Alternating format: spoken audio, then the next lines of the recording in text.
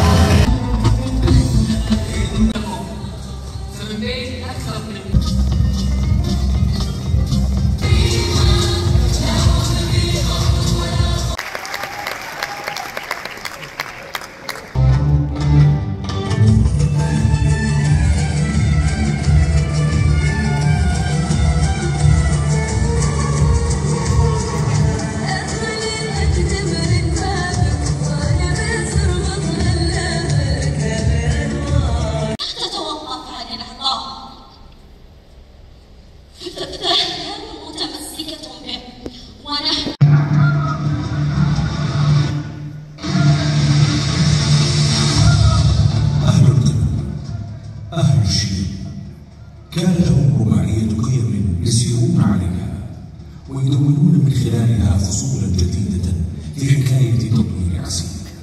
فما هي القيم؟ هي القناعات الراسخة في النفس، هي الدوافع المحركة. الصدق تؤسس أركانها. الصدق لو وصلنا لمجتمع الصادقين، الصدق له 4 رواسي. إن كنت مؤديا للأمانة فأنت صادق، إن كنت عادلا في مواقفك فأنت صادق، إن كنت وفيا هيقووك في شغلك، وإذا قووك في شغلك هيقووك في مهمتك. كل شخص يحافظ على ترابطه الأسري متسامح. أسرتك هي جنتك ومتسامح، وكل ما يعرف من يعفو عمن أساء. وتثبت أعناقها. وضعوا صعودها نصب أعينكم لأن هذا আজকে গভর্নরের পক্ষ থেকে আমাদেরকে বাংলাদেশ কমিউনিটির নেতৃবৃন্দদেরকে দাওয়াত উপলক্ষে আজকে আমরা বাংলাদেশ কমিউনিটির নেতৃবৃন্দ আমরা এখানে উপস্থিত হয়েছি। আমাদের এই আজকের অনুষ্ঠানে উপস্থিত ছিলেন আমাদের এই প্রদেশের গভর্নর, এবং এইরকম সুন্দর একটি অনুষ্ঠানে আমরা উপস্থিত হতে গর্ববোধ করতেছি। ধন্যবাদ জানাচ্ছি এই দেশের গভর্নমেন্টকে এবং সবাইকে ধন্যবাদ জানাচ্ছি। আসসালামু আলাইকুম রহমতুল্লাহ। আলহামদুলিল্লাহ, আজকে কিং খালিদ ইউনিভার্সিটিতে আমরা বাংলাদেশি প্রবাসী ভাইরা তাদেরকে ইনভাইট করা হয়েছে তুর্কি বিন তালাল বিন আব্দুল আজিজ প্রিন্সের মাধ্যমে। আমরা এখানে সবাই এসেছি। আমরা আলহামদুলিল্লাহ আমাদের বিভিন্ন ইনভেস্টররা এখানে এসেছেন। আর আজকের অনুষ্ঠানটা ছিল আজাবিদ নামে।